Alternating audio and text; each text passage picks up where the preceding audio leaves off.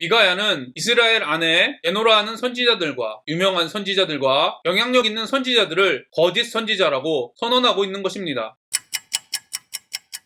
안녕하세요. 바이블 TMI의 마카리오스입니다. 오늘 본문은 열왕기상 22장 13절부터 28절입니다. 오늘 말씀은 하나님의 선지자 미가야가 전쟁에 대한 예언을 하는 이야기입니다. 오늘 말씀을 통해 말씀에 대한 태도, 교회의 문제점을 지적하는 사람에 대한 판단 근거, 거짓 목회자를 분별하지 않는 위험성에 대해 깊이 성찰하는 시간이 되기를 바랍니다. 미가야를 부르러 간 사신이 일러 이르되 선지자들의 말이 하나같이 왕에게 길하게 하니 청하건대 당신의 말도 그들 중 한 사람의 말처럼 길하게 하소서. 여호사밧의 요청으로 어쩔 수 없이 미가야를 부르러 간 아합의 부하는 미가야에게 왕이 원하는 말을 하라고 압박합니다. 지금도 목회자들에게 압력을 행사하는 사람들이 많이 있습니다. 삶의 지혜라고 하면서 성도들의 상황에 맞추어 말씀을 전하지 않으면 교인들이 떠나 교회가 운영이 되지 않을 것이라고 말합니다. 이런 조언을 들은 목회자들은 죄와 지옥, 십계명 등 성도들이 부담스러워하는 말씀 선포를 피합니다. 축복, 성공, 사랑, 은혜 등 성도들이 원하는 말씀에 집중합니다. 심지어 시대의 흐름과 맞지 않는다는 조언을 받아들여 기독교만 진리라고 선포하지 않습니다. 여러분의 교회 목회자가 이런 모습이라면 여러분들이 직간접적으로 원하는 말씀만 전하라는 압박을 하고 있는지 살펴보십시오. 그리고 회개하십시오. 성도들의 입맛에 맞는 말씀이 아니라 오직 하나님의 말씀만 전하도록 압박하십시오. 그리고 도와주십시오. 미가야가 이르되 여호와께서 살아계심을 두고 맹세하노니 여호와께서 내게 말씀하시는 것 곧 그것을 내가 말하리라 하고, 미가야는 이런 압박에도 불구하고 하나님의 말씀만을 전할 것이라고 말합니다. 저는 미가야가 아합 왕의 신하들에게 이렇게 담대하게 선포할 수 있는 이유는 바로 아합이 아닌 하나님을 두려워했기 때문이라고 생각합니다. 그리고 하나님을 두려워하는 사람들은 결코 쉽게 하나님의 말씀이라고 말하지 않습니다. 계속해서 하나님의 말씀인지 확인합니다. 왜냐하면 하나님의 말씀이 아닌 말을 전했을 때 하나님의 형벌의 결과가 너무 두렵기 때문입니다. 그러나 아합과 이스라엘 백성들은 하나님을 전혀 두려워하지 않는 사람처럼 행동합니다. 하나님의 말씀을 무시하고 심지어 자신들이 듣고 싶지 않는 하나님의 말씀을 전하는 선지자들을 핍박하고 죽이기도 합니다. 한국교회의 모습을 예전과 비교해보면 죄와 지옥에 대하여 심각하게 선포하는 목회자들이 예전에 비해 턱없이 줄었습니다. 반면에 사랑과 용서에 대하여 집중해서 선포하는 목회자들이 너무 많이 늘었습니다. 한국 교인들의 모습을 보면 하나님을 두려워하지 않는 것 같습니다. 저는 그 이유를 바로 열왕기서에 기록된 이스라엘 백성과 같이 어떤 악한 일을 저질러도 하나님께서 버리지 않는다는 선민의식이 우리들 안에 들어왔기 때문이라고 생각합니다. 그 어떤 죄를 지어도 하나님께서는 결국 용서해 주신다라며 하나님의 말씀을 무시하고 자신의 마음대로 죄를 짓습니다. 저와 여러분이 얼마나 하나님을 두려워하고 있는지 점검하는 시간이 되기를 바랍니다. 두렵고 떨림으로 구원을 이루고 있는지 자신의 모습을 살펴보시기를 바랍니다. 이에 왕에게 이르니 왕이 그에게 이르되 미가야야 우리가 길르앗 라못으로 싸우러 가랴 또는 말랴. 그가 왕께 이르되 올라가서 승리를 얻으소서. 여호와께서 그 성읍을 왕의 손에 넘기시리이다. 왕이 그에게 이르되 내가 몇 번이나 내게 맹세하게 하여야 내가 여호와의 이름으로 진실한 것으로만 내게 말하겠느냐. 그가 이르되 내가 보니 온 이스라엘이 목자 없는 양같이 산에 흩어졌는데 여호와의 말씀이 이 무리에게 주인이 없으니 각각 평안히 자기의 집으로 돌아갈 것이니라 하셨나이다. 이스라엘의 왕이 여호사밧 왕에게 이르되 저 사람이 내게 대하여 길한 것을 예언하지 아니하고 흉한 것을 예언하겠다고 당신에게 말씀하지 아니하였나이까. 아합이 미가야를 부르지 않은 이유가 18절에 기록되어 있습니다. 미가야는 아합에게 한 번도 잘 될 것이라고 예언한 적이 없었기 때문입니다. 역시나 미가야는 전쟁에서 승리할 것이라고 예언한 400명과는 달리 전쟁에서 패배한다고 예언합니다. 미가야가 이르되 그런즉 왕은 여호와의 말씀을 들으소서. 내가 보니 여호와께서 그의 보좌에 앉으셨고 하늘의 만군이 그의 좌우편에 모시고 서 있는데 여호와께서 말씀하시기를 누가 아합을 꾀어 그를 길르앗 라못에 올라가서 죽게 할구 하시니 하나는 이렇게 하겠다 하고 또 하나는 저렇게 하겠다 하였는데 한 영이 나와 여호와 앞에 서서 말하되 내가 그를 꾀겠나이다. 여호와께서 그에게 이르시되 어떻게 하겠느냐. 이르되 내가 나가서 거짓말하는 영이 되어 그의 모든 선지자들의 입에 있겠나이다. 여호와께서 이르시되 너는 꾀겠고 또 이루리라. 나가서 그리하라 하셨은즉 이제 여호와께서 거짓말하는 영을 왕의 이 모든 선지자의 입에 넣으셨고 또 여호와께서 왕에 대하여 화를 말씀하셨나이다. 미가야는 천상회의에 대하여 예언하며 시드기야를 비롯해 선지자 400명이 다 거짓말 거짓말하는 영에 사로잡혔다고 선언했습니다. 절대 권력자인 왕에게 불려왔다는 것은 400명의 선지자들이 모두 이스라엘 안에서는 영향력이 있거나 유명한 선지자들일 확률이 매우 높습니다. 지금 시대에도 대통령과 함께 조창 기도회를 하는 목회자들은 나름 유명한 목사들입니다. 이를 보면 미가야의 행동이 얼마나 엄청난 행동인지 알 수 있습니다. 미가야는 이스라엘 안에 에노라하는 선지자들과 유명한 선지자들과 영향력 있는 선지자들을 거짓 선지자라고 선언하고 있는 것입니다. 당연히 미가야의 행동은 즉각 거짓 선지자들의 공격을 받습니다. 그나아나의 아들 시드기야가 가까이 와서 미가야의 뺨을 치며 이르되 여호와의 영이 나를 떠나 어디로 가서 내게 말씀하시더냐. 미가야의 예언을 듣고 있던 거짓 선지자 시드기야가 폭력을 행사하며 자신을 비난하는 미가야의 말을 끊습니다. 많은 경우 하나님의 말씀을 전하는 참된 목회자는 거짓 목회자들이 가장 경계하고 핍박합니다. 하나님의 말씀을 맡은 이스라엘의 종교 지도자들이 말씀이신 예수님을 핍박했습니다. 하나님의 말씀을 전하는 루터와 종교개혁자들은 카톨릭 교회에 심한 핍박을 받았습니다. 지금 한국 교회에 쓴소리를 하는 목회자들을 잘난 척한다며 앞장서서 비난하는 사람들은 목회자들입니다. 교회뿐 아니라 모든 역사가 증명하는 사실은 잘못된 일을 개혁하는 일에는 기득권층의 심한 반발과 핍박이 있다는 것입니다. 우리들은 참된 선지자인 미가야와 같은 목회자들과 함께 해야 합니다. 그러나 우리의 문제는 참된 선지자와 거짓 선지자의 말을 분별하는 것이 매우 어렵다는 데 있습니다. 우리는 시간이 지나 말씀을 읽고 있기 때문에 미가야가 참된 선지자이고 400명의 선지자가 거짓 선지자라는 것을 명확하게 알고 있습니다. 하지만 아합의 시대에 살고 있었던 사람들과 선지자들은 400명의 선지자와 미가야 중 누가 참된 선지자이고 거짓 선지자인지 분별하기 쉽지 않았습니다. 지금 우리가 누가 참된 목회자이고 거짓 목회자인지 알기 쉽지 않은 것처럼 말입니다. 종교개혁은 절대 권력자인 교황의 권위에 도전한 일입니다. 루터와 칼빈 등 종교개혁자들은 교회를 개혁했다고 주장하지만 카톨릭의 사람들은 종교개혁자들을 교회를 분열시킨 악한 사단의 수하라고 주장합니다. 실제로 종교개혁 당시 개신교를 믿는 많은 사람들은 사단의 수하 이단으로 정죄되어 죽었습니다. 그러나 시간이 지나 카톨릭은 개신교를 형제라고 인정합니다. 신천지가 처음에 교회에 침투했을 때는 신천지 추수꾼들을 분별하는 일은 쉽지 않았습니다. 왜냐하면 이들은 말씀에 열정이 있었고 교회에 헌신하고 좋은 관계를 맺는 좋은 신앙인의 모습으로 우리에게 접근했기 때문입니다. 그래서 말씀에 관심이 있고 관계에 목마른 많은 사람들이 신천지에 넘어갔습니다. 그러나 시간이 지난 지금 일반적인 한국 교회의 성도들은 신천지가 문제가 있다고 생각합니다. 이처럼 참된 목회자를 분별하지 못하면 자신도 모르게 신천지와 같은 이단에 빠질 수도 있습니다. 저와 여러분은 참된 목회자와 거짓 목회자를 구분하기 위하여 어떤 노력을 하고 있습니까? 제가 생각하는 목회자를 분별하는 방법을 말씀드리겠습니다. 만약 여러분이 한국 교회의 상태가 온 나라가 하나님을 경배하려고 노력한 다윗의 시대와 비슷하다고 생각하신다면 미가야와 같이 목회자들의 대표를 거짓 선지자라고 주장하는 사람들이 거짓 선지자일 확률이 높습니다. 그러나 많은 사람들이 주장하는 것과 같이 아합 왕이 다스리는 이스라엘의 상태와 지금의 한국 교회의 상태가 비슷하다면 하나님의 말씀을 올바로 전하는 미가야와 같은 목회자는 너만 잘났어라며 다른 목회자들에게 핍박을 받고 따돌림 당할 확률이 매우 높다는 것입니다. 물론 이단과 같은 사상을 전하기 때문에 핍박을 받는 목회자들이 있기 때문에 핍박을 받는다고 모두 참된 선지자는 아닙니다. 그렇기 때문에 말씀을 통해 더 확실히 분별해야 합니다. 그럼에도 불구하고 시대가 악할 때 참된 목회자는 언제나 핍박받았습니다. 여러분은 지금 한국 교회의 상태를 다윗의 시대와 같이 평안한 시대라고 생각하십니까? 아니면 아합의 시대와 같이 악한 시대라고 생각하십니까? 미가야와 같이 한국 교회의 문제점을 지적하는 선지자들을 하나님의 선지자로 생각하십니까? 아니면 교회의 목회자들을 무시하고 교회를 분열시키는 선지자로 생각하십니까? 저와 여러분이 시대를 잘 분별하고 참된 선지자와 거짓 선지자를 잘 분별할 수 있게 되기를 간절히 소망합니다. 제가 오늘 여러분과 적용하고 싶은 부분을 말씀드리겠습니다. 첫 번째, 입맛에 맞는 말씀을 듣기 원하는지, 하나님의 말씀을 듣기 원하는지 자신의 모습을 점검해 보시기를 바랍니다. 두 번째, 한국 교회의 문제점을 지적하는 사람들에 대하여 어떻게 생각하고 있는지, 자신의 교회의 문제점을 지적하는 사람들에 대하여 어떻게 생각하고 있는지, 이런 판단의 기준은 무엇인지 자신의 생각을 정리하는 시간을 가지시기를 바랍니다. 세 번째, 참된 목회자와 거짓 목회자를 구분하지 않는 위험성에 대해 깊이 고민해 보시기를 바랍니다. 오늘도 행복한 하루가 되시기를 바랍니다.